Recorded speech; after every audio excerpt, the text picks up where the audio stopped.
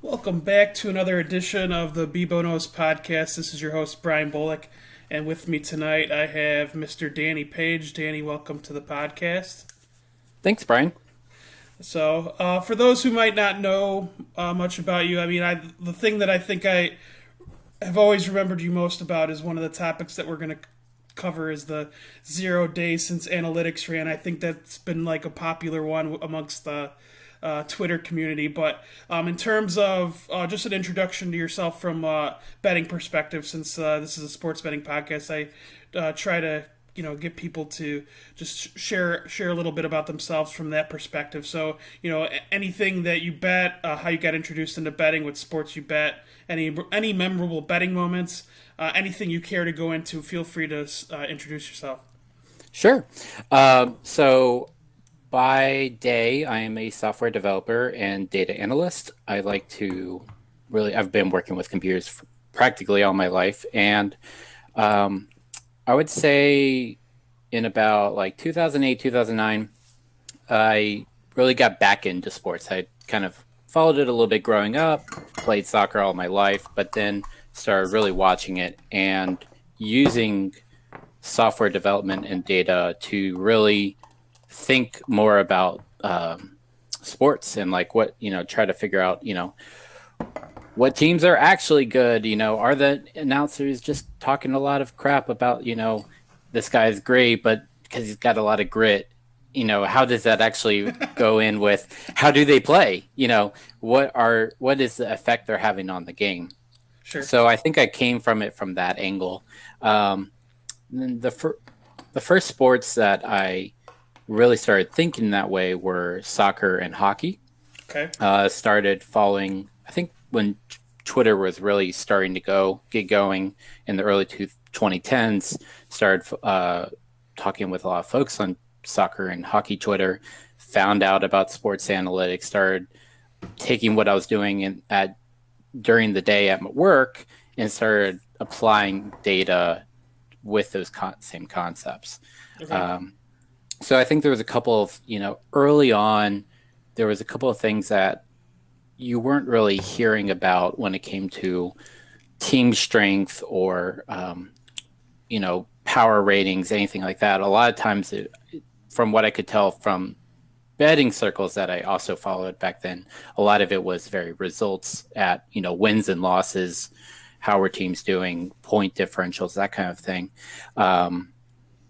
But similar to like the Pythagorean theorem in baseball and trying to take those kind of ideas and put it in hockey, which I think didn't really work. What ended up working pretty well was looking at shot percentages in hockey, where teams converting a lot more shots than we might expect them to, compared to how well their goalies were doing.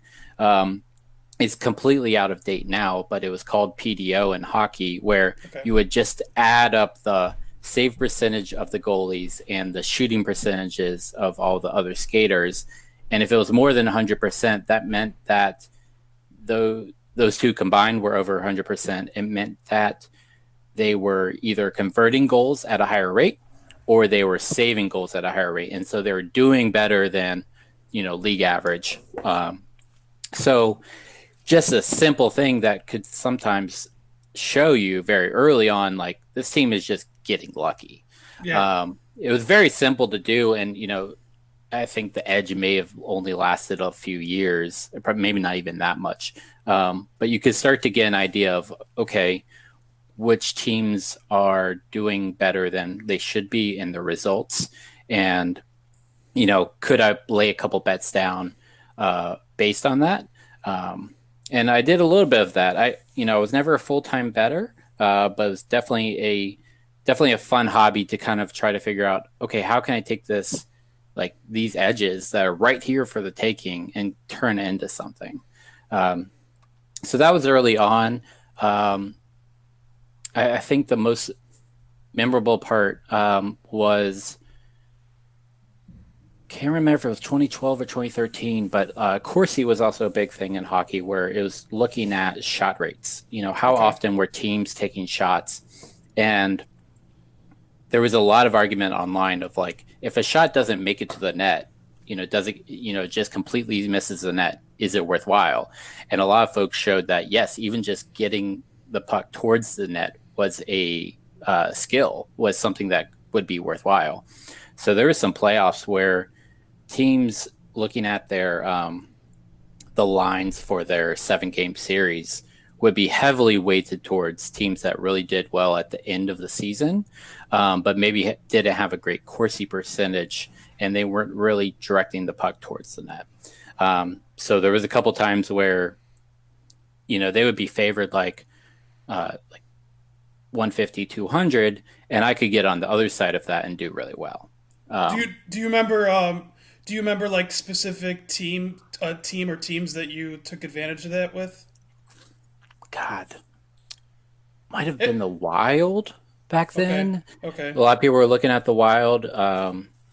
Colorado was another one, I believe. So, um, you know, we won't get into it just yet. The 0 days rant, but uh, what someone reminded me today of one of them, where let's see if I can find this one real quick. So yeah, actually, yeah, Colorado.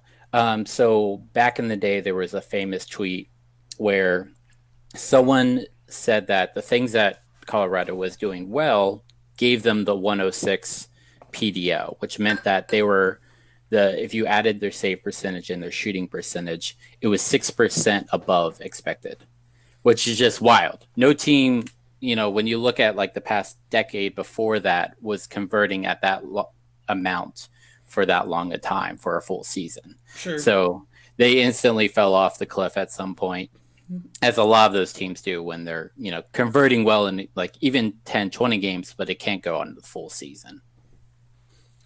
Okay. So yeah, there, I mean, so long-winded and long-winded answer for a lot of these kind of things, but there was a lot of early edges that I think sports analytics kind of gave insight into that were really easy things that you could do with just a spreadsheet.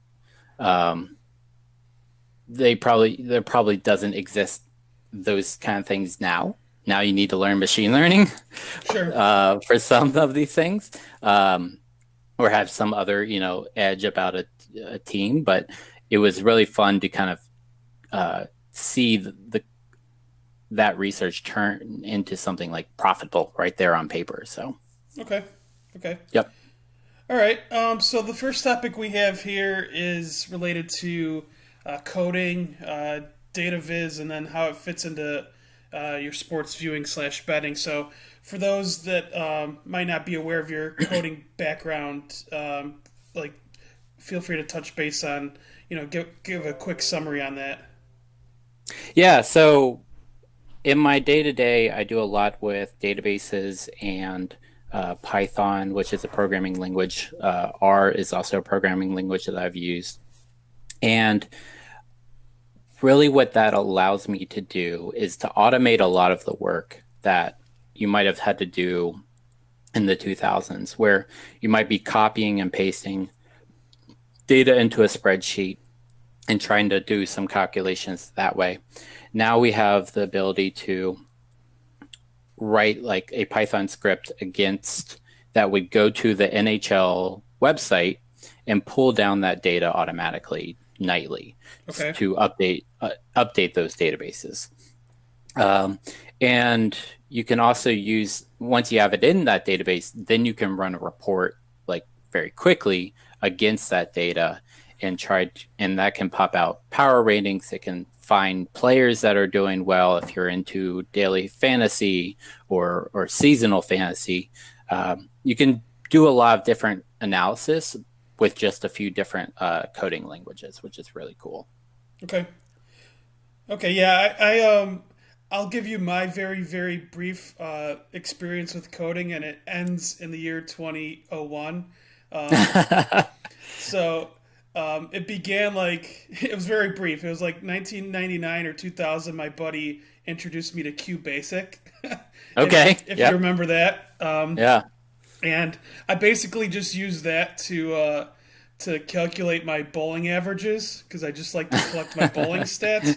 And then the only other language that I've touched was C++, and that was back in 2001, and I don't know if it was because I was a freshman in my first semester in college, but it did not go over well with me, and I never took another computer science class again. So Yeah, C++ plus plus is how I started out as well in okay, college.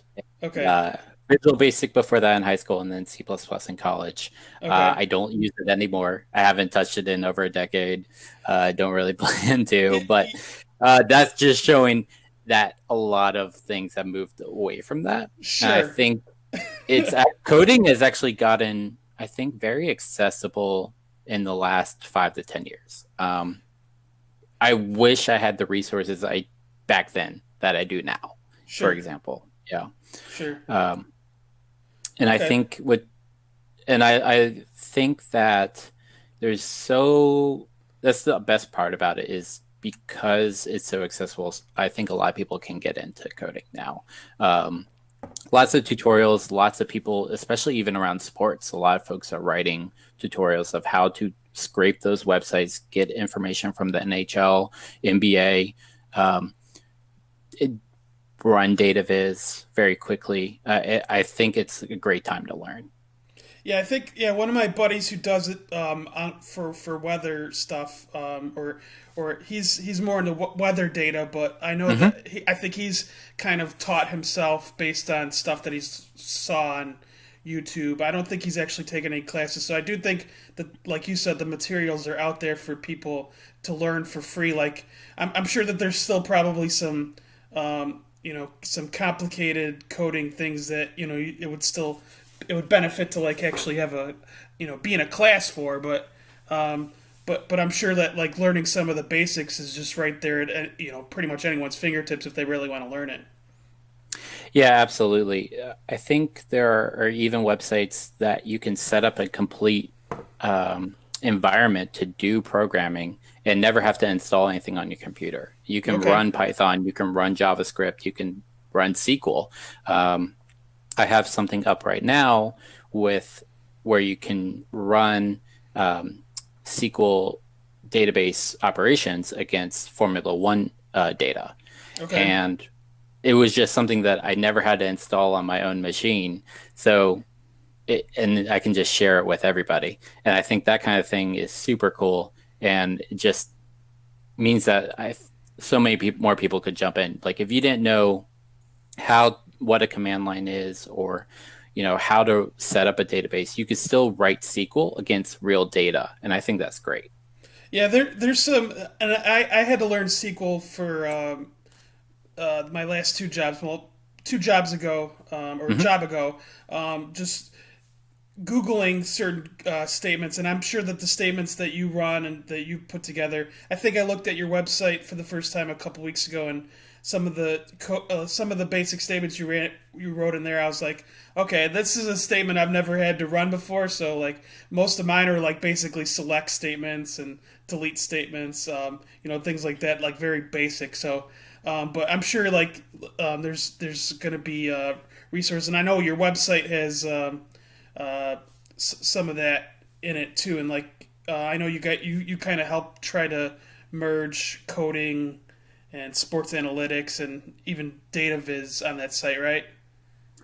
Yeah. So on Scrimmage, I really in try to view it as a way to share that knowledge, to share that accessibility of getting into coding, using sports as something that we all work with and have fun doing. Um, Learning SQL back in the day during college when it was about orders for widgets at a company was not like the most interesting thing to me because it No, wasn't, I couldn't no, like, what is a widget? What is this company? It didn't really like click right away. It wasn't until after college. And I think because of sports where it really gave you that kind of drive to work with it. Like, sometimes you read a book and you have to write a book report and you're like, this is not the best way to learn this or to sure, think about this thing. I view sports and coding the same way. If you're really into sports, you can just apply it that much more easily. sure, And you can apply that to if you're really into cars, you could do a lot of data with car data and running SQL and other programming languages against it. So I think it's always good to take what you're interested in and um, use that as a stepping stone into learning a programming language. Sure. Yeah, and not to mention programming, but just the simple concept of math. I at a very young age, I was interested in sports and sports statistics. So like, I knew like based on reading the back page of the sports section, or like one of the sports sections where it would show on Sundays, they would show all of the stats of like certain players, and like I knew based on uh, baseball that 2 divided by 7 was 0.286 at a very young age. Like, Yep. Yep. so like if you could like, and I think this goes to my buddy's question here, where he was asking if sports and coding is a good way to teach and communicate coding. I would have to guess that based on what you're saying, if you're interested in sports, I'm sure that'll make the coding, even that much more exciting, like and like make you smarter at it. Yeah, I think so. It just gives you that drive to kind of complete the task that you're doing. Because there are times where, you know, I've been coding for 10, 15 years now, in a professional sense. And even now, sometimes it's like, okay, how do I get past these roadblocks to learning something new? Because you'll, unfortunately, in coding, you're always learning. Yeah, There's a new language, there's new ideas, but I think that's also exciting in a way if you can definitely apply it to something. So, like for example, Formula One is something that I've recently become interested in.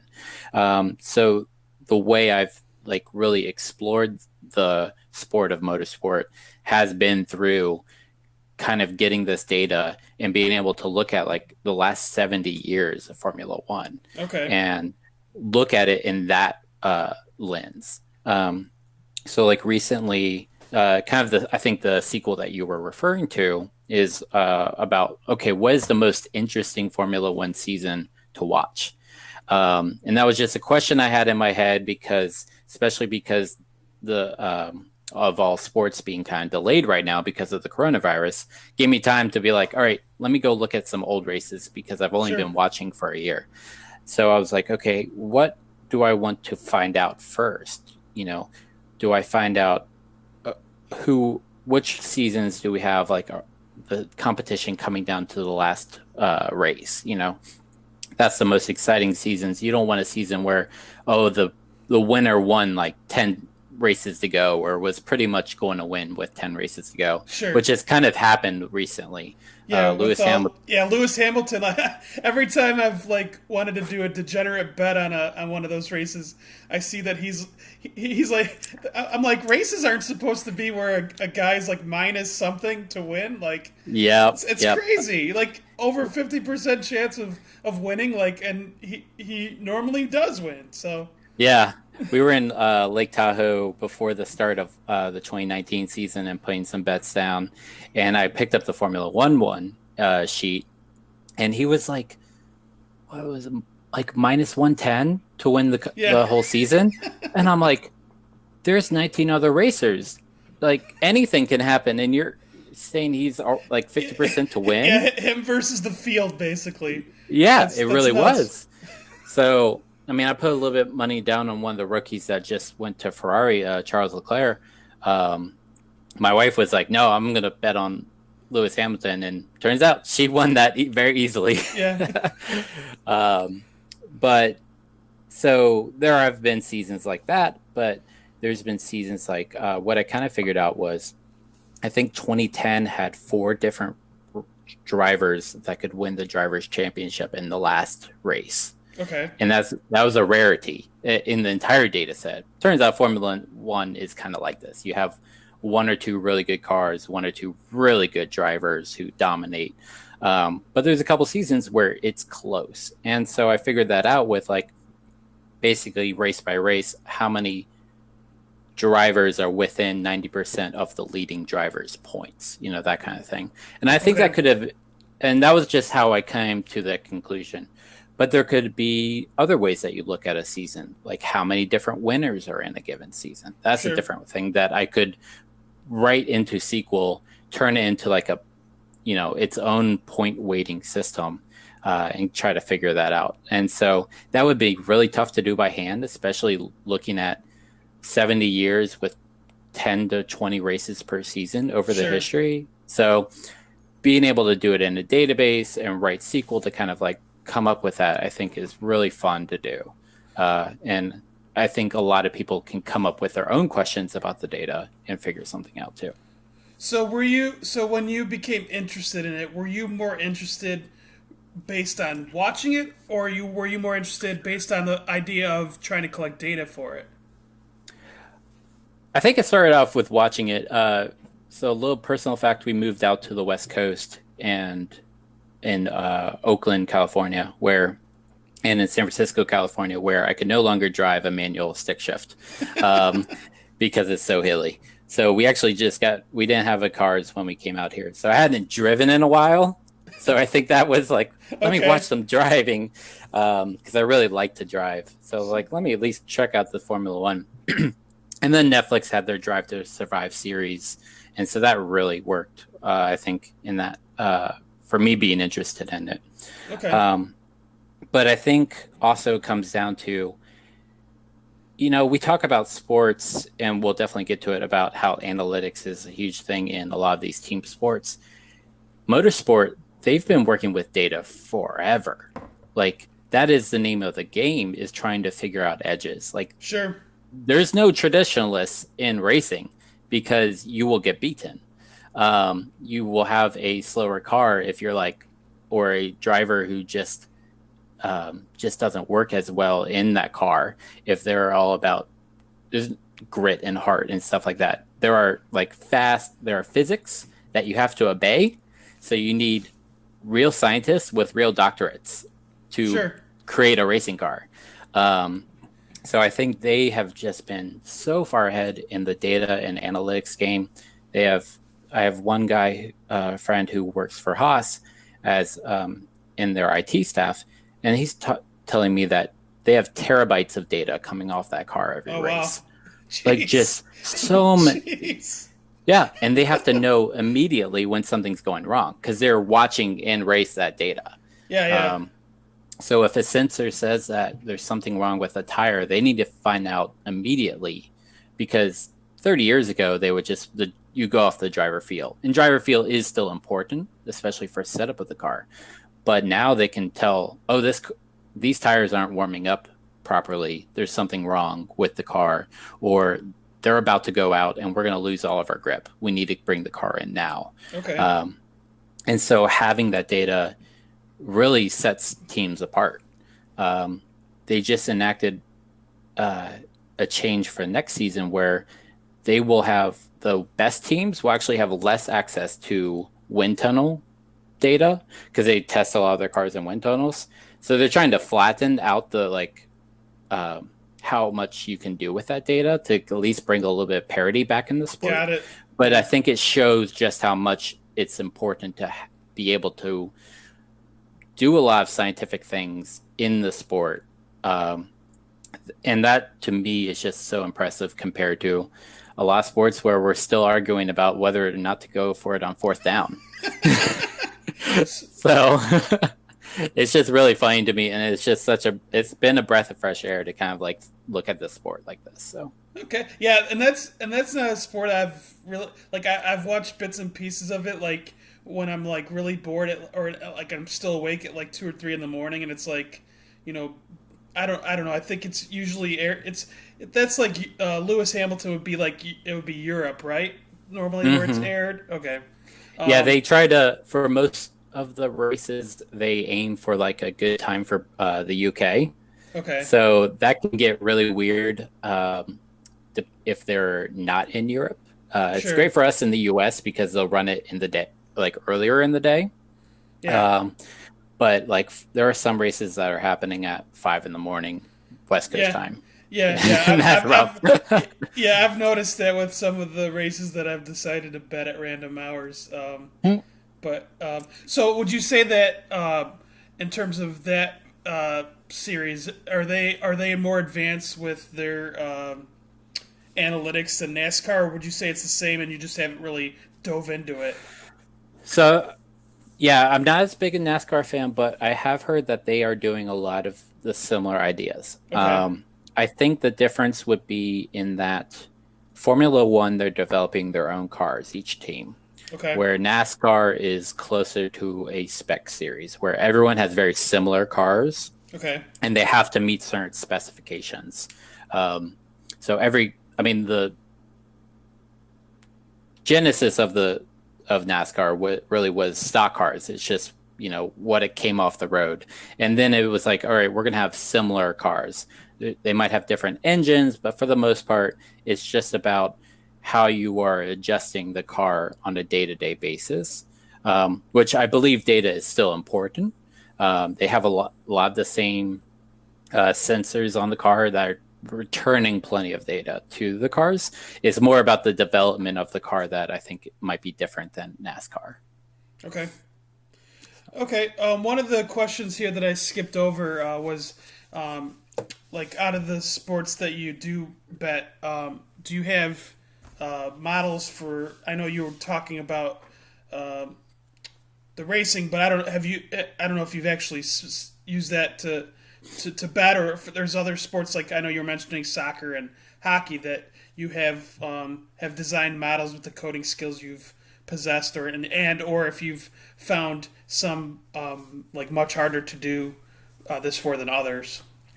Yeah, I think soccer, and I've not done it personally with basketball, but from folks that I know that work in basketball, similar kind of problem set where there's a lot of the game is always flowing. Is how do you turn that into something that is, how do you break it down into something that you can measure in that period of time? So trying to take, um, a free flowing sport like soccer, the first thing is, okay, how can we look at shots? Uh, can we weight each shot with a percentage? A shot that's really close to the goal, we're going to give that a 30% shot because in this region, that's how often it's converted. But Okay. a shot 30 yards away from goal at like an extreme angle is very hard to actually score. The most extreme would be like a goal from corner kick just rarely happens. Players don't go for it. You have to like curve it right or get the wind or something like that. But but if you can get it onto somebody's foot right in front of the goal, then you have a much bigger chance to do it. Sure. And so think there's a lot of work that's still being done around determining how good a shot is in soccer. And it's still not complete. We've been talking about expected goals as a concept for probably the last 8 to 10 years, but it's still something that isn't solved yet. I think you see a lot of people with different models kind of looking at what they have in their data to kind of figure that out. You can't say, oh, this hasn't, you can't say all shots from this region are going to be good because it matters which foot it's on, or is it a headed shot? How many defenders are in front of it? And a lot of times we don't actually have that data. Some data companies are going out and collecting it. StatsBomb in the UK, run by Ted Knutson. Um, he's got a lot of guys that are a lot of folks who are looking at each game, mapping all the events, and starting to look at that defensive pressure. Are Okay. there three players in front of the player that's trying to take the shot? Where's the goalie at the time of the shot? Those kind of things are lesser edges versus like just the shot location, because shot location is very important, but you can still get finer and finer detail that pays off in the long run. Okay. And so I think that's been interesting to watch is taking like uh, all the potential data uh, in soccer. How can we break it down to a point of, how many passes were before that shot? Was it a long pass? Was it a short pass coming in? And still trying to figure out with machine learning what is important and what's not. Sure. Okay. Okay. The other question that my buddy had besides the sports and coding one, was the how does team management use coders to figure out points of weakness or repetitive strategy to be addressed? Yeah, so teams are definitely hiring a lot more coders these days. Baseball was, the first ones to do this back in the 2000s.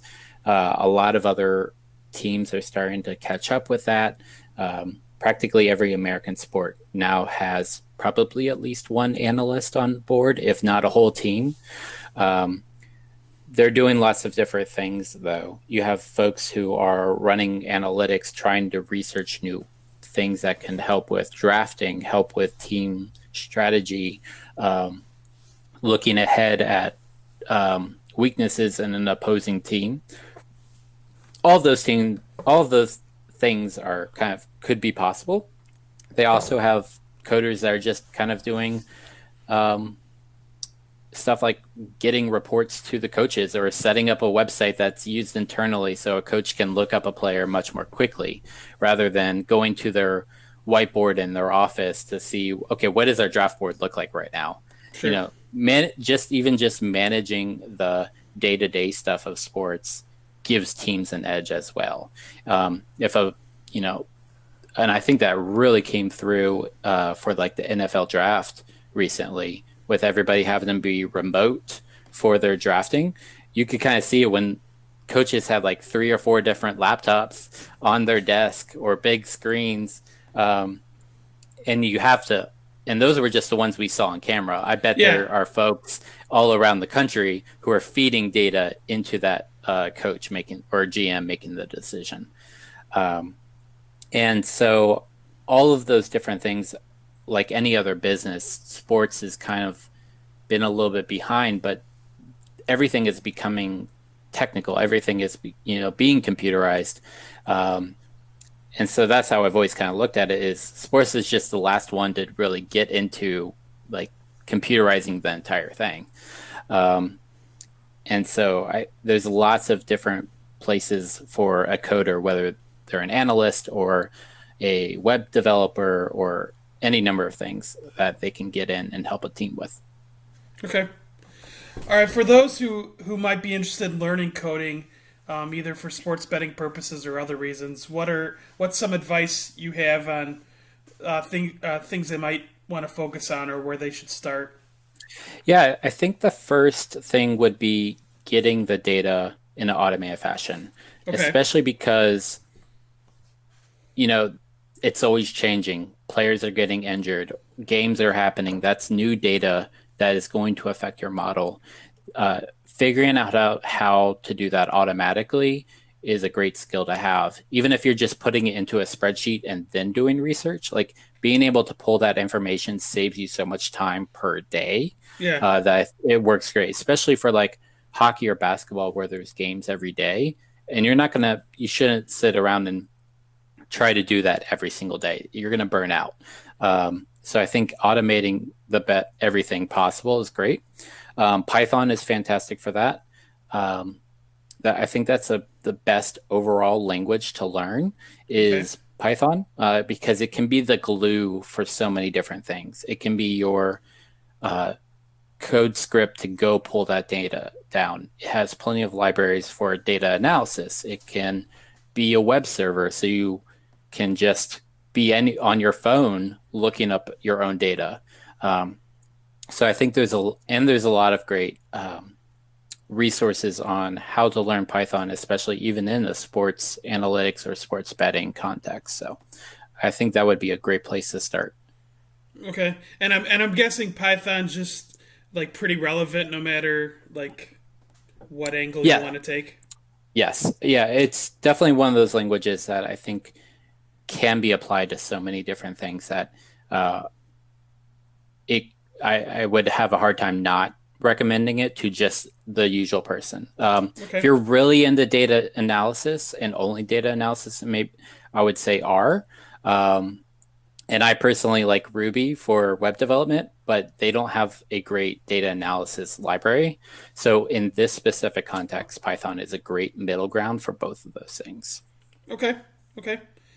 All right. Well, let's merge into kind of in a similar vein, and like we led the podcast off with the whole 0 days since analytics rant. This is probably the thing that I've been looking most forward to Yeah. when I was putting together this outline because unfortunately, like I started. I was using TweetDeck to try and find old tweets of yours, and then I was looking at the number of tweets you had, and I was like, "Oh, damn it, he deleted these." So I was like, I couldn't Yeah. put it together on my own outline, like to see like which ones were my favorite, because it was a couple years. I don't know how long ago you deleted them, but like, but I know that that's how I got to know you was through that. Anytime you would like quote tweet that or something like that, I was like, all right, well, what did somebody say this time? Like, Right. Exactly. it was always an entertaining thread, and I wanted to just have you discuss the origins of that. Like, how did that 0 days since analytics rant thread begin for you? Yeah, I would have to look at probably about 5 or 6 years now. I've been keeping up that curation in some form or another. I think what really, because early on in my, Twitter, I was following a lot of sports analytics folks. You would see somebody start dunking on a particular take, and then my entire thread was hitting on it, and I'm like, all right, we've got to start collecting these. Um, yeah, and so I think it kind of ties into like there was just so much pushback to analytics, not just in a, I asked my followers today to try to think of some of the classics, and one particular one that just came up. This is pretty benign. It was a soccer columnist, Alex Shaw, saying, "Just saw a coach saying United are outperforming their XG long term. That will revert." And he called it a joyless phrase to talk about expected goals. And I was like, is it? Is it joyless? And there was so much of that pushback of like just the idea of analyzing sports from a slightly different way. You know, I think sports had been dominated by like the scouting language for so long. Um, and then you get that in like movies and books like Moneyball and other places, but that was just the language of people in professional sports. Was they were thinking about heart, courage, all these kind of like nebulous terms. So when someone finally showed up and being like, we can measure how often they get on base, they're like, no, no, don't do that. Like, is this such an offensive thing to do? And then you would find people that would get angry about it. Like, one of the best, I think, was this guy in New York. Let me see if I can find it. And this guy was like visibly angry to the point of like, he looked like he was going to have a heart attack because he was so angry about people talking about offensive lines. Let me find that one.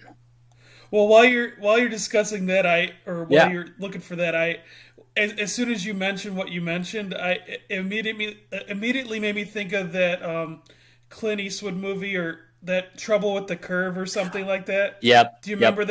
that where it was like, a bunch of scouts like using advanced data, but then they couldn't, like the data somehow didn't discover that this guy had trouble hitting a curveball or something like that, and the guy ended up Which being is a bust. which is one of those things that we would know. Yeah, Like people track pitches. yeah, People, especially analysts. yeah. As soon as you started talking about that, like I didn't think about it at first, but I was like, oh yeah, I remember watching that Clint Eastwood movie, and of course it's a Clint Eastwood movie. Right. Oh, I know. But, but I don't know.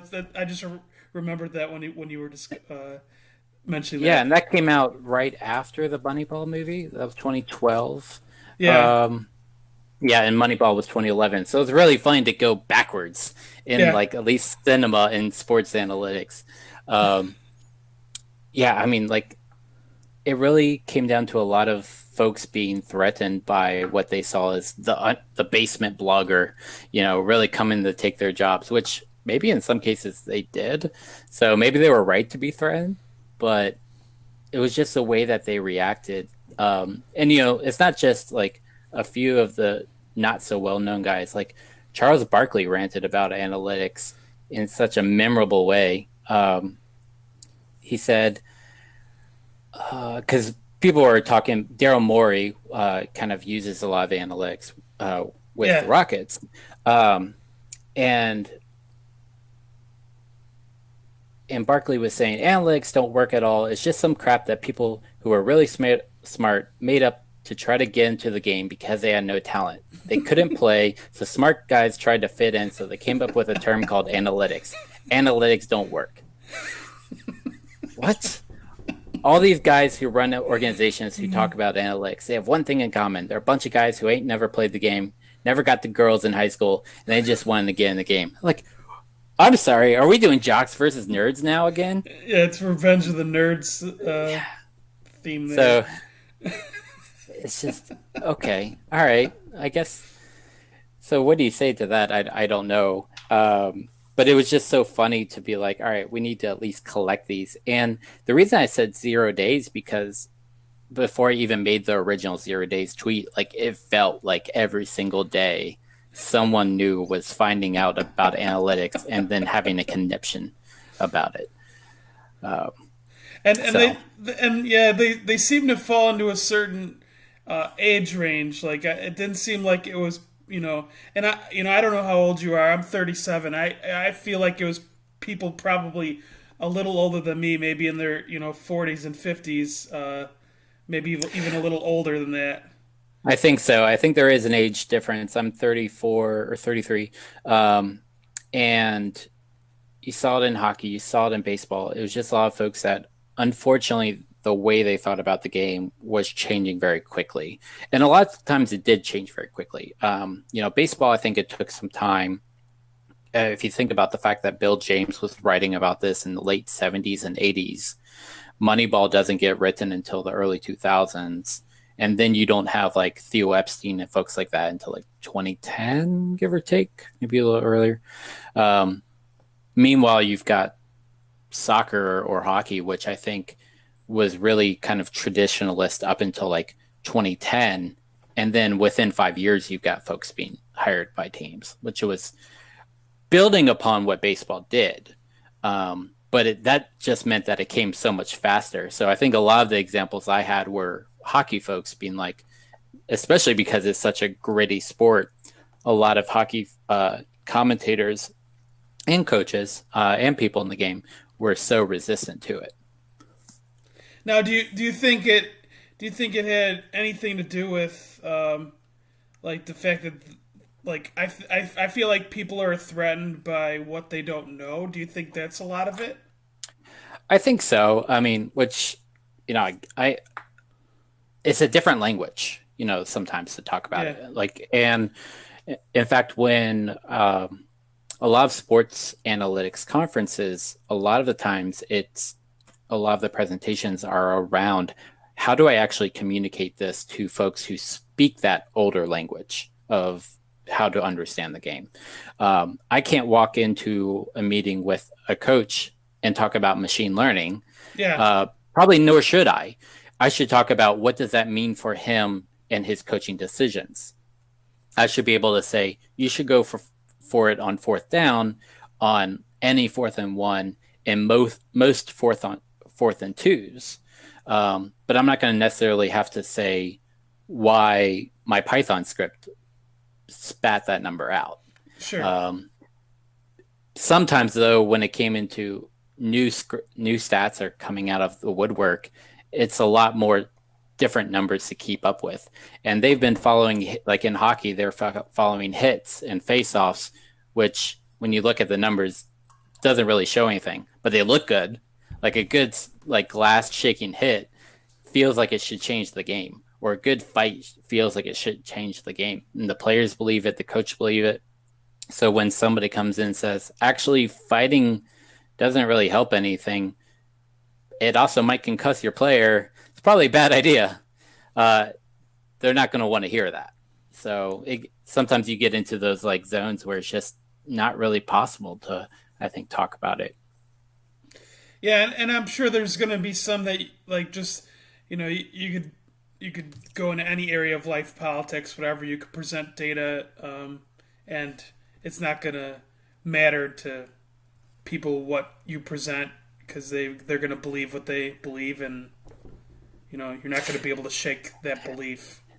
No, and sometimes you shouldn't, because there is sometimes a value into what they think about the game. Like some coaches who will at least publicly say they don't follow the analytics are still really good. Bill Belichick says he's probably one of the more old-fashioned guys. Now, he probably has really smart people who are giving him great information, but if maybe he just understands the game intuitively the same way my Python script is going to show some like understanding of the game Yeah. because he's been in it so long. So I'm not going to hold it against all of them. I'm going to hold it against the losers who, they can't coach or they keep losing. Like, yeah, maybe you should listen to the stats. It might help. Although I guess as soon as you mentioned Belichick, one of the first coaching decisions I think of where it's like controversial is when he went for it on on his own like 20 something yard line against Peyton on a Sunday Oh, night yeah. game. Yep. Um, Yep. and like he could probably get away with that because he has job security. But I don't know Yeah. if like other like there's he might have been the only coach out of the 32 at that time who would have made that decision with a lead. Like I don't know. I mean, but Oh, for sure. Yeah, it's definitely not like an easy decision to make. Even now, probably it was still pretty bold, but he yeah, knew if he got that first down, he wins the game. yeah, So yeah, and I don't. I don't think a lot of people think like that. I mean, still, and maybe we'll see it change more in the next 10 or 20 years, but who knows? yeah, I think we're starting to see it. It's the same thing with like pulling the goalie. If you're behind in hockey, there's a lot of those kind of metrics that we start to see become better. Expected goals in soccer, a lot of uh, teams' average percentage for each goal or shot is increasing. So they're taking these lessons one way or another. Um, Now, I don't know if they admit it, maybe not. They would love to rant about it, I'm sure. Uh, but the game is changing. So, Yeah, and I know you said that there's a lot of people that you've. I saw one of your tweets there. You said there's a lot of people that you've been blocked by that are now like spouting the oh, statistics yeah. that you were trying to quote to them. Yeah, there's a couple hockey folks that like I must have said like one or two things to, and they blocked me instantly. And then I look at their bio from a different account now, and it's like, oh, they are the stats analyst for TSN. I'm like, when did that happen? And What? or that's kind of or that doesn't really tell you much Or about TSN. You know, it might. That's yeah, true. because I don't know how much you follow gambling Twitter, but there's a lot of people that are experts on the network shows that aren't really experts. If you talk to any of the people who bet for a living, they know that they're all full of shit, or a lot of them are full of shit. Yep. To Yep. put it I used to nicely. follow a couple of the guys in betting Twitter.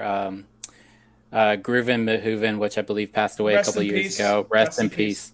I remember him just going to town on every single like tout better who seemed to get a job with like Fox Sports or something, and it's Yeah. just like, yeah, you're right. A lot of people can get a job without not knowing too much, and he would show exactly why. Yeah. So they didn't know what they were talking about, but people still get jobs because, I guess being on TV is a different skill than betting, and It sometimes is. one is weighted over the other. Yeah, and it's not like anyone's ever tracking these people like No, those guys are. Like, nobody's like saying, "Oh, this guy's lost," you know, you know, 51% of the bets that he makes. Like nobody's breaking that down. It's all about how the guy looks on TV and or he or she, sure, how they look presenting the data. They don't it's really, just really, yeah, really it's just entertainment at the end of the day for Yeah. most networks. Yep. So I'm hoping that the people that listen to my stuff, I hope know better than to like take those people at face value. Like realize that these folks are just doing entertainment, and like not to like just blindly bet anything that these folks are doing because they don't know what they're talking about. Yeah, so Exactly. the whole like you said, the TSN analysts, like yeah, you can only you can take that with a grain of salt. Like I'm sure this person hasn't learned much um, in that time that you've been blocked by them. Exactly. Yep. Okay, so the last part of this section here that I had was the top tweets that you could remember relating to the 0 days analytics thread. And I know you were kind of crowdsourcing this earlier today, and whatever ones you don't mention here, I'll be glad to mention, but I think I mentioned like three of them here on the outline. But maybe you have some others that you like just remember just because of how vivid the exchange was or how vivid the language was that they might have used. Because I'm seeing like some like pretty like grim tweets here Yeah. Yeah. from Like, I mean, or yeah. grim descriptions. Right. Yeah. I mean, you had the ones like, oh, I think sports analytics is joyless. Okay. There were a lot of those. And there were some who talking about, nerds in air conditioned offices as opposed to, instead of going out to see the player in person and driving like a scout should be doing. Uh, I mean, I like air conditioning. Is that so wrong? Yeah, why Um, what's wrong with there? What's wrong with that? yeah. But the one that someone brought up, and it's actually one I never caught when I was doing these, was this guy named Jack Todd who said, "Oh my gosh!" So Yeah, I learned of this one today, and it's floored me. This was back in 2014, yeah, I know what and I'm going to you're read talking it. about. Yeah. I'm going to read it verbatim. Yeah. Oh, yeah. Because before you read it, it's important to stress the grammar of it too. Yep. So Analytics folk are remind me of ISIS. If you don't swallow their doctrine whole, they want to cut off your head. Wow. yeah, Wow. you're probably mad at yourself that you never caught that. No, how did I miss that? I'm not blocked by him, so I don't know. But I was just like, you have to be kidding me. And he looks like John McAfee too, which really like highlights just how ridiculous it is. It is something John McAfee would probably say. Um, so that was I don't think you can get much more hyperbolic than analytics folks are terrorists and will chop your head off. So that one floored me today.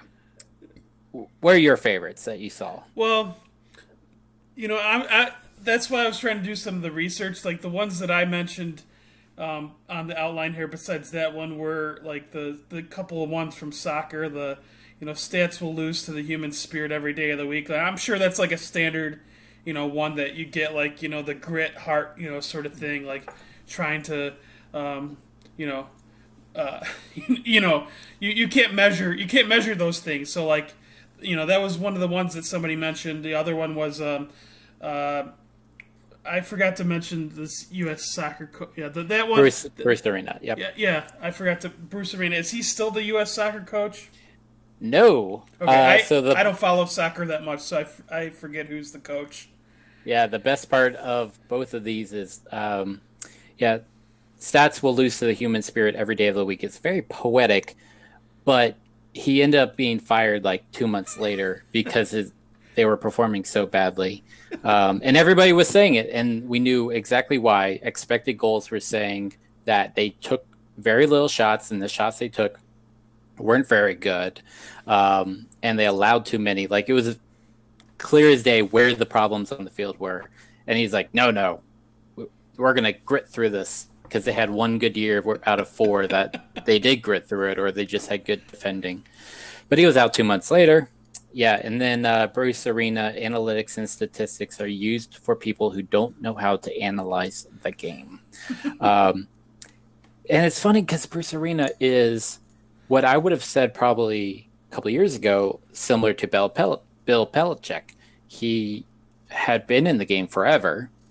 He was the U.S. soccer coach a long time ago. Also won a couple of championships with DC United and LA Galaxy in the early MLS days.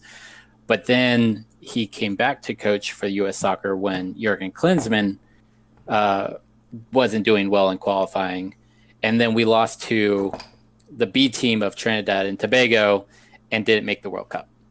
And so his reputation, unfortunately, is sullied. He doesn't pin it on himself, though. And that's where you kind of get, this kind of mentality, unfortunately. So, but Yeah, and unfortunately, like since I didn't anticipate, like I never anticipate when people are going to delete their tweets. Like I don't remember a lot of the other ones. I do know that they were good. Unfortunately, my memory is like just very soiled. yeah. Unless it's like written down. Yep. Um, I just remember this last one, and I couldn't find it because there were lots of many of them, and you don't want to hold 5-year-old tweets against everybody. But this sure. one was great. It was almost like a theoretical thing to think about. It said if everybody uses analytics, then every game will be 50-50. And I was like, either that's very smart what you're saying or very dumb. Because it could be very smart. You think that sports could be solved and entirely flattened out, or you don't understand what analytics are for at all. So that one was just like mind blowing just to kind of think of that. But yeah, I mean, half the reason I think I didn't do the thread as much is people have figured it out. That's the good thing about it. I Yeah. don't have a reason to do it. It would be actually multiple days since an analytics rant, maybe even multiple weeks. So I'm glad to see where we've come from. But it is hilarious to read a lot of these old ones, especially anybody that calls us terrorists. So like I noticed that like soccer and hockey were like kind of the prevalent ones here. Is that because analytics are kind of new to those arenas, or they just attract like certain people that are naive or ignorant to analytics? Or what's your theory on that? I think I think you have a lot of folks that have a lot of history with those sports. And I think we're going to actually see a lot of this with football in the upcoming years, as football has really done a lot to catch up in analytics. That's been kind of the funny thing about all this is every sport has their own wave of when they start to adopt analytics, and then you have the reactions from those folks. Sure. Um, but I think a lot of it comes down to hockey is a religion in Canada. So a lot of the examples over the years were Canadian folks, whereas the American folks might have come to the sport a lot more recently, maybe didn't watch it, didn't have it like 3 generations of folks watching it. So I'm sure we'll see that with American football here in the States when somebody's going to say something about, I mean, we see this with running backs. Um, Yeah. Running backs, I think is one of those things where I could probably start making a thread for that alone is folks that are like, oh, you have to have a good running back smashing through, their lines. If you don't have that, you don't have a heart of the team kind of thing. Like I can imagine 20 different tweets of that every single Sure. time, a running back is in the news and a team is thinking about not paying them. And they might be doing that for analytical reasons. Because we're going to shift to quarterbacks being probably, very well paid as, in the proportion of the entire salary. So I would keep an eye out for that in the next 3 to 4 years is folks getting very mad about football analytics.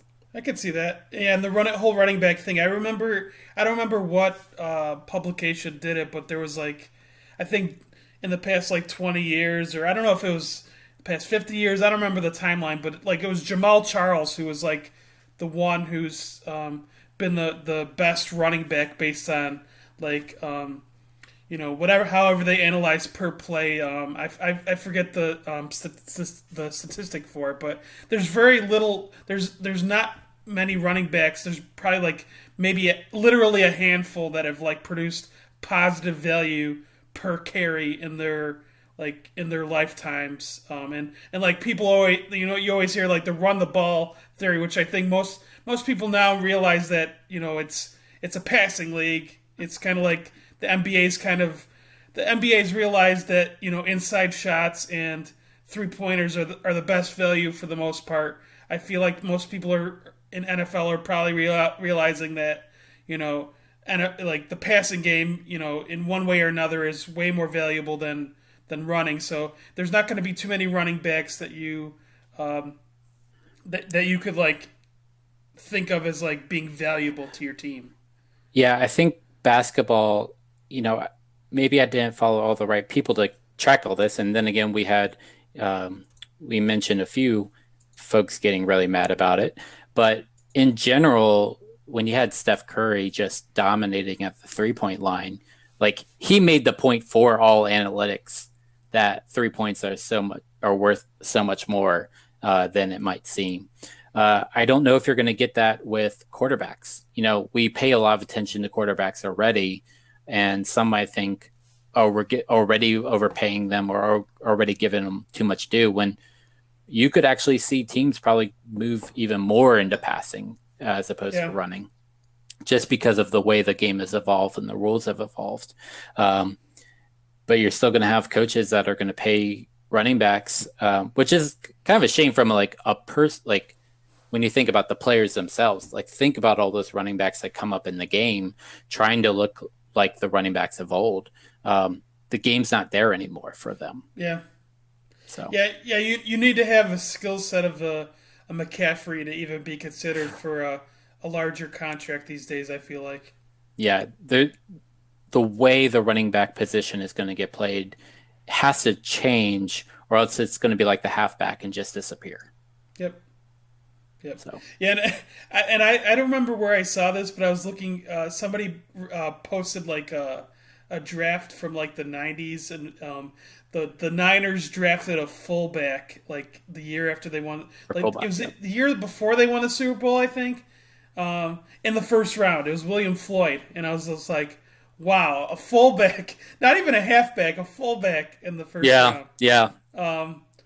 You know, that's something I don't think you'll. I mean, fullbacks are dead to begin with, but just seeing a running back drafted in the first round these days is very rare. So, um, I think we'll see that less and less. I don't, the whole Barkley thing, like being drafted early as he was a couple years ago, caught people off guard. But then if you realize who's making the decision, I guess it didn't surprise people as much as it probably should have.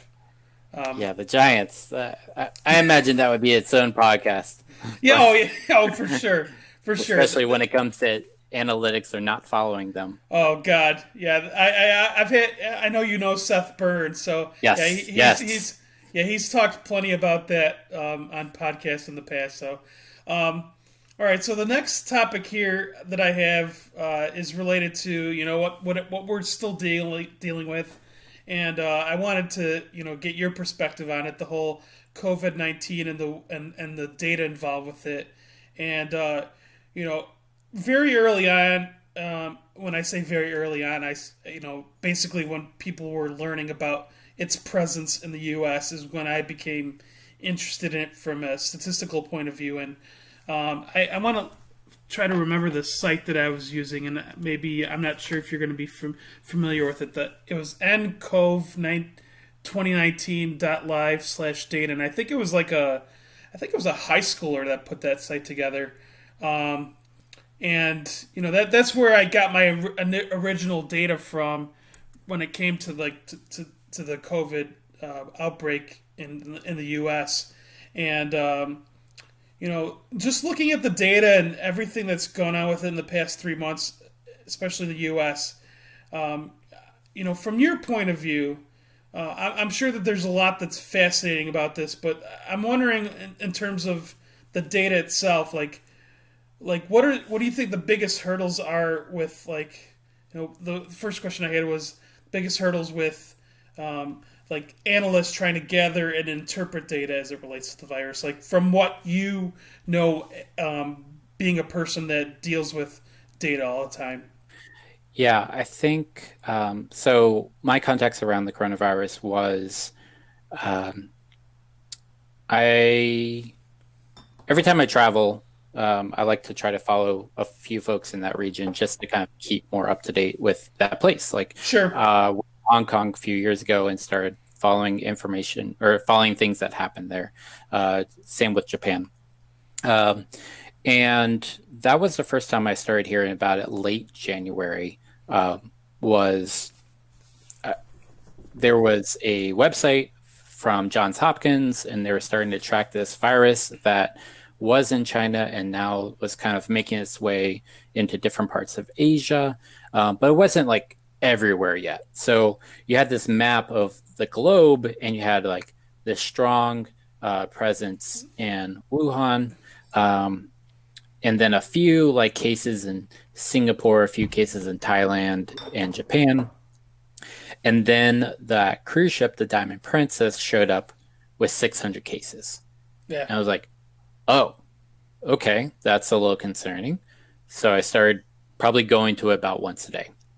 Um, and then it spreads to Iran, it spreads to Italy. And at that point, we were also planning on traveling this summer to go to Japan or go when that started spreading in Japan. We're like, well, I guess we could try Italy and France. And I'm like, what have Sorry, we I'm not. done? Yeah, that's kind of a What grim have we laugh, but done? yeah, It's a very dark thought that we yeah, had of like, yeah. uh-oh. Yeah, we were going to go see the Monaco Grand Prix. But once we realized that the virus was starting to take hold there, we're like, this looks like something that could be similar to SARS, but even actually bigger. Um, and, you know, it's interesting because earlier, talking about sports data and learning, a programming language, that's something where nothing's really at stake. Um, you know, if you're casually betting, that's $20 on a game. Um, or even if you play for a sport, for the most part, and you're working for a team, it still comes down to it's a sport. It's entertainment that you are doing your data analysis for. Yeah. So when it comes to this, I hold it with a lot of seriousness and something that I actually was like, I'm just going to look at what the professionals have. I don't want to touch this too much. I want to find out from epidemiologists what they think. Um, or there's a whole field called, I think it's informatics, is how they put it, uh, which is basically data analysis in a healthcare setting. Okay. Um, and so that's where I started looking to find out more information. And that's, you know, I think the strangest thing about the data is it is such a, what's the best way to put it? You have to get a positive test, and not all tests in medicine are going to be positive. They have their own issues with false positives, false negatives. There's lots of statistical um, research behind that. Even when you're learning stats from a very theoretical standpoint, you learn about, a 95% correct test in medicine may actually be worthless because of how many could be false positives or negatives. Okay. Um, if only like 1 in 1,000 have a given disease and you are wrong 5%, that's actually really bad because you're either missing that one a bunch of times or you're over diagnosing the problem. Okay. So you always have to take it with a little bit of thought of like, okay, what are these numbers actually showing? And these are just confirmed cases. What it misses are folks who never get sick enough to be a doctor or go to a doctor. So maybe there aren't that many cases, or maybe you have folks that um, who get sick and do have it, but never have a chance to go see a doctor. So they again are never recorded. A lot of these countries had at the same time, coincidentally, and I don't want to say that in a bad way, but like they had a huge increase in pneumonia deaths, which Yeah. may be coronavirus, but we don't know. We're not going to test everybody. So it's so important to know in general how many there are. And I think mapping tools like what Johns Hopkins put out is super good. But then you also have to think of how many, you have to start looking for other data sources as well to paint a better picture of, okay, how many ICU beds are currently being filled at hospitals? Can we track it that way? Um, you know, how many are there excess deaths as opposed to the last 10 years, for example? So we saw that a lot. Um, uh, what is his last name? It's Murdoch. I'm trying to remember. John Byrne Murdoch is a um, data journalist for the Financial Times in the UK. Okay. And he's been putting out a ton of great charts around this. And I think it's really helpful to kind of like get the context of how different countries are dealing with it. So, for example, um, in, let's see if I can pull up the one, you had like Madrid, for example. They had a 200% spike in deaths over what would have been expected at that time of year. Okay. And so, we don't necessarily have to know how many of those were coronavirus, and maybe some weren't, and were knock-on effects because a lot of the medical care might have been focused on coronavirus. Yeah. So there's a lot of different things that could be happening at that point that could cause that. New York City had a big issue too, where they were reporting a lot of cases for sure, but then they had a lot of folks that, never even made it to the hospital and were dying. Yeah. Um, so you have, it kind of goes of, you start getting this picture of, you have to look at the last 10 years. You have to look at everything in context with data, for example.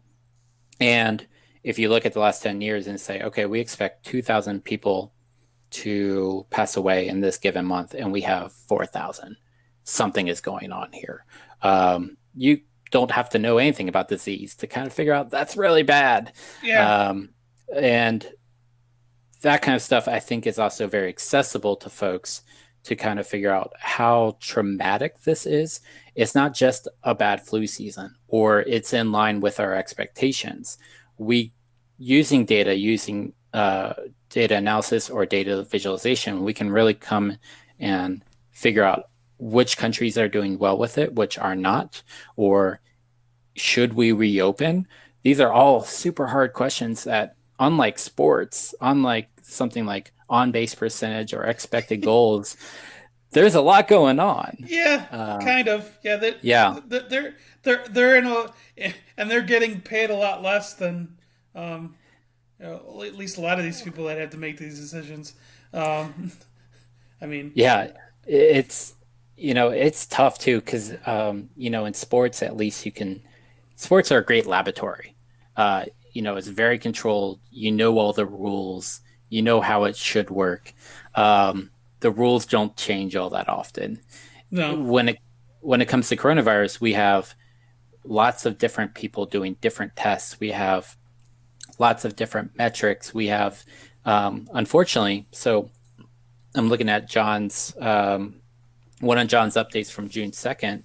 He's looking at different states in America, and they haven't reported numbers for at least the excess death metric. They haven't reported in a month. Okay. So, in that particular metric, where we don't know. But something like how many ICU beds are available in a state and how many are currently filled, we can find that out right now. Yeah. And so you have to kind of take all these different things and come to a subjective conclusion, especially because this is such a new disease.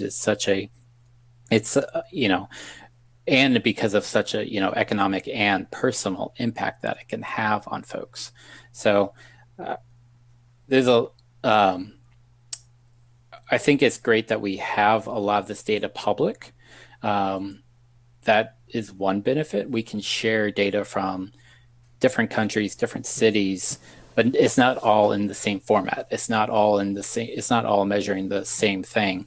So you really have to, like, a lot of folks are hopefully doing the right thing and figuring out how to make the decision on such a topic as this. Yeah. Now, from what you understand, like on a state by state basis, I get the feeling that certain states report statistics differently than others. So I'm guessing that's probably a hurdle, right? Sorry, say that one more time. So like the way that stats are reported on a state by state basis, Yeah, yeah, they seem to be different. So that's probably a hurdle in itself. Like some states might not be reporting and again, I don't know how they collect data, so I don't know if like if they're looking at statistics the same way on a state by state basis. I So think that yeah, the weird thing is so like covidtracking.com is being run by the Atlantic, and they have been tracking different states, and they recently figured out that some states were mixing two different types of tests together in their numbers. One isn't as reliable, and it made it look like there weren't as many cases as there might have been. Like they were doing, I don't have the right number here, but say it sounded like they were having like only 5% positive cases when actually they were using one case test that they probably shouldn't have been.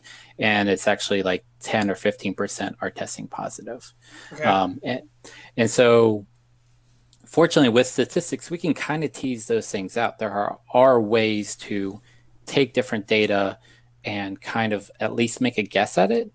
But a lot of times it is a statistical estimate with errors. sure, We have you're testing people that may or may not be symptomatic in some states, or South Korea did really well because they tested everybody. We took a long time to catch up in America, and we still have some test or some states that aren't testing very often, and they may only be testing somebody once they get to the hospital. sure. So a lot of those things you have to know the context around all these numbers to really get an idea of how we're doing as like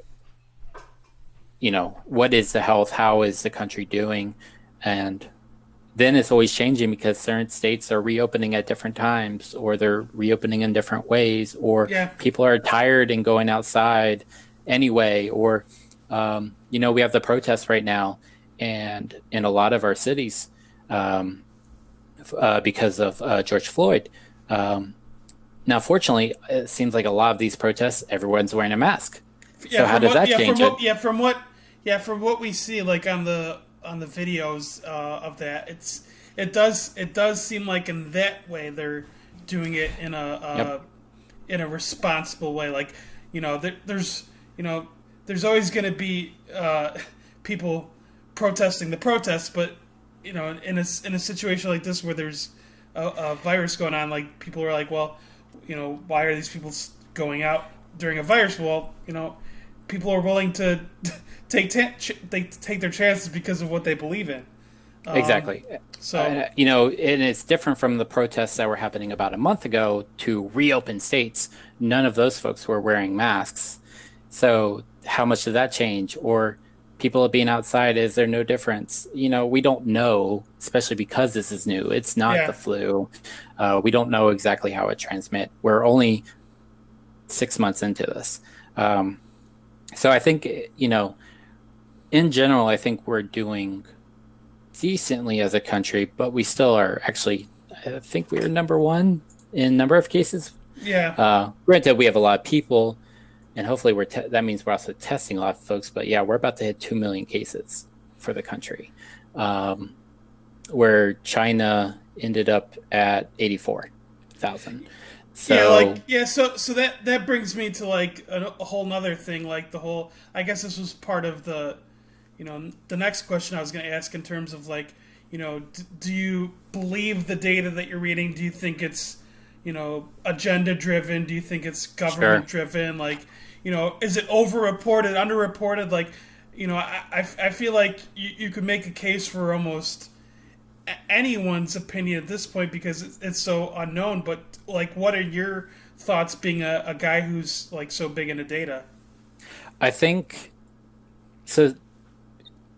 it tracks into an idea that I've kind of thought about a lot in different ways, usually in a sports context, but we don't do enough of reporting the error bars on different numbers. You like know, the percentages of uh, like yes, yep, the plus or minus, like air percentage, like what they do with like polls, or are you talking about something else? exactly, yes, just like polls. And I think we could use it for silly things like expected goals. This has a 10% chance, give or take two. Yeah. Uh, but for like these cases, the US has 1.9 million confirmed cases. Now, confirmed is so important in that number. The actual number of cases could be, as high as 2.5 million, 3 million.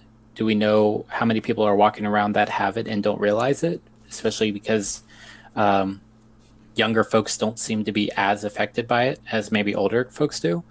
Um, then you have states that weren't testing as much as they should have, and that's why we have pneumonia outbreaks, apparently. You know, Russia, I think, dealt with that, where they were like, oh, we don't have coronavirus, but we have a lot of people with pneumonia. And it's like, okay.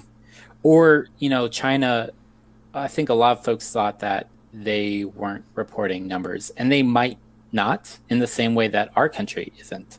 Maybe it's just being missed. There's a lot of rural areas in China, or maybe their extreme measures of quarantining really did lock it down. I mean, they apparently didn't let 11 million people out of the Wuhan city, so there just wasn't people moving around to spread it. We can't do that here in America. Um, so maybe that's why those numbers actually kind of make some sense. And unfortunately, we're not going to actually know in general. Yeah. For example, swine flu back in 2009, uh, anywhere from 10 to 20% of the world's population actually got it. But we can't confirm that number. That's a huge difference. That's the difference between like 1 billion and 2 billion people got the swine flu.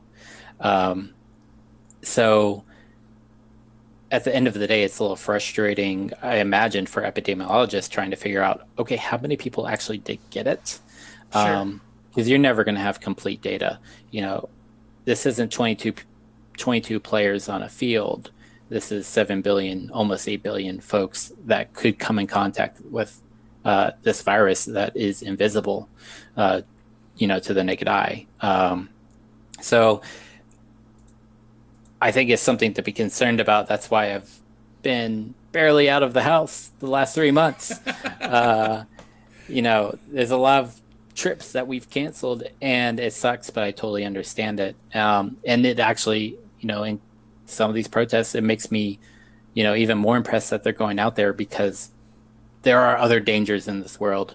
There's other things that are happening that are worth protesting over, even in a pandemic. Um, so it's just super interesting from a data perspective, but also how people react to it as well. Sure. And are you expecting, like, are you expecting to see a spike? Like, I know we're seeing spikes in like like some of the states that are opening up. Are you expecting to see that, like, on a large scale, like, um, In cities, yeah. I'm really hopeful that we find out that masks and being outside is a good way to prevent this, or at least it doesn't transmit as easily. You know, it might mean that we don't have like a noticeable spike from protesters. We'll have to find out. And Yeah. fortunately, I think because it's such a visible thing, the protests and the pandemic all at the same time, we have a lot of researchers focused on it. So we will find out one way or another, to some sort of conclusion. Now, some people will claim to be 100% confirmed, yes or no. The data is never going to allow you to conclude about any given thing, because there's so many variables. This isn't so, but as we know more about the virus, as people continue to do tests, especially in trying to get a vaccine, I think we'll find out more about how it spreads, how you can prevent it, whether that means we can have folks at outdoor stadiums. Um, that would be one interesting silver lining positive if there isn't a spike because of that's linked to protests. It also might mean something about entertainment, meaning people can go to sports games if they wear a mask. Um, it, I don't feel comfortable making that conclusion, not my Sure. pay scale. No, and no, yeah, But I yeah, think I get that is a that. possibility with the amount of data that is being collected. And it's going to be very interesting to see. Okay, so the last question related to the COVID part, as the time has passed during this, have you seen the data relating to the virus being like better, like in terms of the quality of it and what it means better than like when it was originally? Like I would have to imagine that's yes, but like I don't. Maybe you have like your reasons why for that. Yeah, it seems to get better over time as we figure out which tests are correctly doing it. Maybe a lot of the early tests in China may not have correctly tracked it, so maybe their numbers should have actually been higher because of that, but also because they were only a month out. They hadn't really locked it down. But now we have the entire world looking at it. That's only going to get better. We're also going to have health organizations like the WHO or here in the US, the CDC, being able to have more time to look at past data. As they're able to collect data from hospitals and morgues and surveys of regular people, you know, we might find out in a year how many actual cases we had in March of 2020.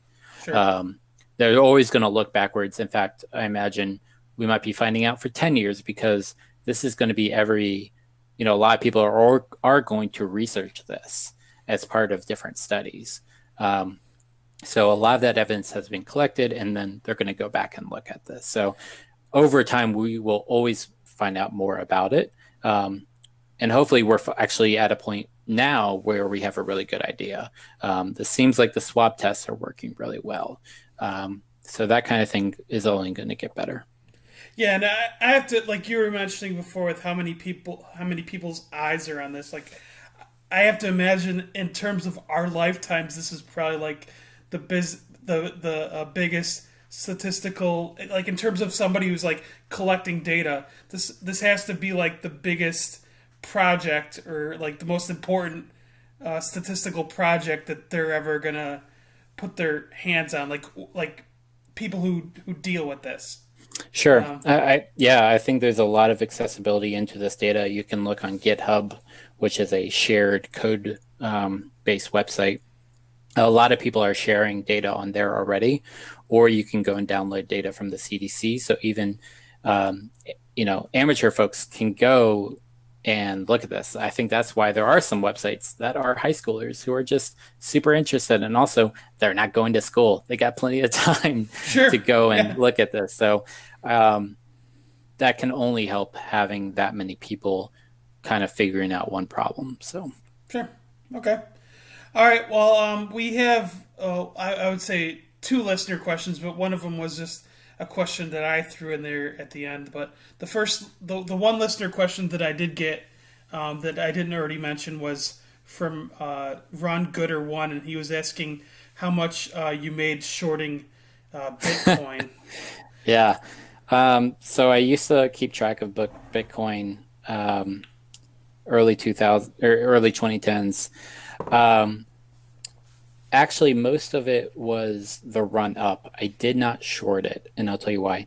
Uh, Bitcoin in general feels like to me playing in a crooked casino, um, where the tables are weighted even more towards the house. And there's a lot of folks that are not great people because there's not a lot of accountability. The SEC doesn't really, they're not going to protect your money. Police aren't going to know how to get it back if someone hacks your account. Um, Over the last 10 years, there have been major exchanges that have just shut down overnight, and everybody's money is gone and turned into untraceable digital cash. So to answer the question, zero. I didn't short it. because unlike shorting a stock, there's not a great mechanism for doing it that I trust. Okay. Um, I did make some money on the way up, um, both in the. I think I started out at $3 back in 2011 because it was just a computing curiosity. Sure. Um, and then I forgot about it. And then in 2014, yeah, it was just a file sitting on my computer that 3 years later, I turned around and sold it for $600. And that was my Christmas presents for folks. So, uh, which was great. And then I did it again on the next big run up. I went from, I think I grabbed some, not a full Bitcoin, but I grabbed it at 5,000 and sold it at 14. Okay. So I like tripled in like a very short time. However, doing taxes for cryptocurrency is very strange, and I don't want to go back to it anyway. Okay. Yeah. That would be a whole nother podcast. The whole taxes behind It, that. yeah, I'm sure. Um, yes, you have to track it like every time you even buy something at Bitcoin, you're supposed to actually track it like a securities oh well. transaction. Okay. So when I realized that, I was like, this is too much paperwork. And let me just do something else like stocks. At least that I can, uh, you know, there's good reporting around that. And you're a little bit more protected. But Sure. uh, for anyone who wants to dabble in that, more power to them. But there's a little bit too much shadiness for my taste. So, Understood. Yeah, that's I'll plead the fifth on that. Like in term, it's kind of like analytics to me, where I don't know enough about it to have like a um, with that analytics, I do have a strong opinion, but like I definitely don't know enough about Bitcoin to know like I can't say like recommend it or don't recommend it. Like I'm not. I'm not going to be like Jim Cramer on, yeah, on CNBC trying to sell or buy, certain stocks. But you know, it's a lot closer to penny stocks or gold. So so that's how I look at it. But okay. it's an interesting idea as a computing thing. It's just from a money making perspective. We'll see. Sure. Okay. And then the last question, I literally just threw this in like a few minutes before we started recording, but the the the whole fact of you moving from the DC area to San Francisco made me think about like the whole watching sports from a certain time zone. And like I know I live in the Central Time Zone. I've lived in Central Time Zone pretty much my actually my whole life. And I Central Time Zone's a decent time zone, but not any time I've gone to Vegas, I'm like, all right, this is kind of cool. That game, like NFL game on a Sunday, ends at like 8:30, 9 o'clock, and I have the rest of the night to myself. And I know before the podcast that you said that you had a strong opinion about this. So, what's your strong opinion about this? My strong opinion is for American sports, you want to be on the West Coast. Absolutely. Sure. Football ends at 9 p.m. I think. Yeah. Yeah. On the East Coast, you're staying up and on Sunday night from, you may be getting out of bed, getting up at 11, setting your fantasy team, and then you're up until 12:30 or 1. Um, Here you have to get up a little bit earlier, but it's done by 9, and it's Yeah. great. You can do a lot with that. Or hockey playoffs sometimes on the East Coast can go to 2, 3 in the morning because of their overtime rules. Sure.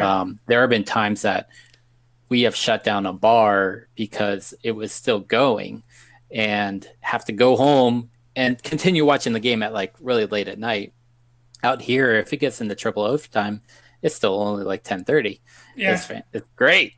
So I really enjoyed that part. Now I do miss the fact that I moved away from the DC area and then missed out on the um, Capitals, the Mystics, and the Nationals all winning their championships, and me not seeing a championship since the '90s with the Oh Skins. man.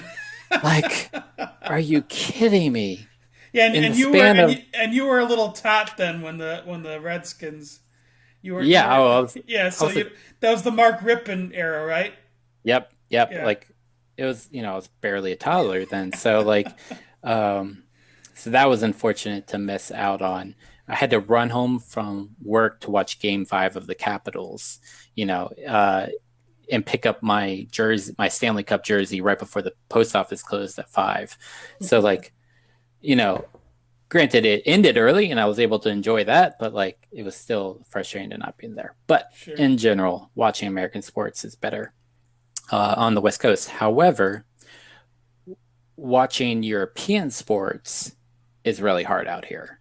I Sure. definitely watch a lot less soccer because it can start as early as 4:30 in the morning, uh, which is too early. uh, Formula One, a lot of times I am watching the replay when I get up on that Sunday morning because it's already happened. It started at 5:30 Western time because it was set for a 1 p.m. UK time. Um, Fortunately, some of the races are on at like 10:30 at night on Saturday because it's in Australia or Singapore, and those Yeah. are later races in their day. Um, so at least there is a give and trade to it, for a global sport like that. Um, if I do come back to the East Coast, at least those time, I could watch a little bit more soccer because the earliest I would have to get up at 7:30 on a Saturday, which I'd be a little bit more inclined to do than Sure. 4:30. Yeah, and yeah, I've noticed like on the Saturdays that I wake up, like I don't watch any soccer. I'll preface that. So, but I noticed that like um, the soccer takes start on Saturday mornings, and around like 7 or 8 o'clock Central, um, is what I've noticed. So, like, yeah, I could see Yep. that being more difficult for you to be able to consume that. Yeah, at this point now, when I go to bed on the West Coast, I see some of my British friends waking up uh, for their day of soccer. So Sure. that can be a little weird. And Yep. are you like do you tend to like go to bed later than most, like even with your current work or Um, Probably around 11 or midnight, but okay, okay. so not too late. Yeah. Okay. All right. Well, I'm looking through everything and I mean I think we covered the good chunk of it. Is there anything that you wanted to close out with here? No, I just thank you for getting me on the podcast.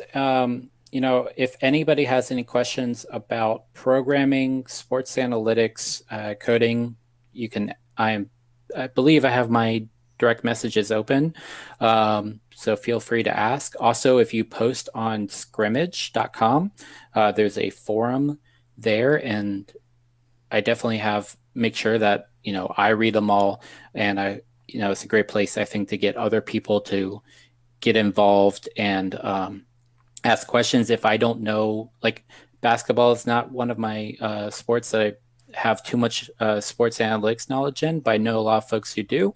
So any sport, you have a sports or data question, we can try to make sure that uh, we help you out. Um, and just want to be more people in sports analytics and less heart and grit is what I Sure. would say. Yeah, and actually, well, like one thing to like close this off with, and like, I mean, this maybe this could be a pod in itself, but like, is there any legitimacy to like anything that like the non-analytics people say? Like, is there anything that you've found to be like almost impossible to measure that like can't be weighted into like a sports line like um Sure. like I mean, maybe that's too weighted of a question and it could be its own podcast, but like off the top of your head, are there things that you've come across during your research or your data crunching that you've you know said like, oh, maybe maybe these people do have a point, like like to play Yeah. devil's advocate. No, yeah, I think it's a worthwhile thing to bring up. I think there are some things that aren't measured appropriately to have you know, an idea about. Um, the hot hand was something that a lot of people pointed to early days as something that didn't exist. You don't have the NBA Jam, he's on fire kind of Yeah. concept in real life. But it might be true actually for some players. The clutch gene might kind of exist. Um, that's a psychological thing. That's a something that you might study when it comes to like um, the how people react to different situations. Sure. Um, you can see that in motorsports as well because the edge is so fine of, if you make a tiny mistake by just a few feet at 200 miles per hour, you could crash. Sure. So I think there is still something to be said for understanding where the human element is and if it's possible to measure it. And if it's not possible to prove or disprove, you maybe don't have enough evidence. I think that's where you have to definitely give credence to what people are saying about it. Sure. Um, so I think definitely try to be humble, but sometimes the numbers are just overwhelmingly, predictive of some, effect. So it's a mix of both. Okay. Yeah, I figured that would be a good close because I think that was something that I had in the back of my mind, but to play the devil's advocate part because I was mentioning the whole Clint Eastwood movie and kind of mocking it, but maybe there is some credence to like some of that where there's something you could see and not necessarily put into a data set, Yeah, I think pitch framing in baseball was something that analysts didn't look at right away. Catchers were able to make strikes in the balls or vice versa Sure, in a way that we weren't measuring until we figured it out and had cameras at it. Um, so that kind of thing, I think, is a place where there wasn't data before, and then there was data that helped kind of legitimize it. So sure, again, always keeping an open in mind. sure. Okay. Well, Danny, I appreciate you joining. And everyone, if you've made it this far, I appreciate you listening. And stay safe, stay healthy. And Danny, once again, thanks for joining. Thank you very And much. everyone, take care and have a good start to your summers.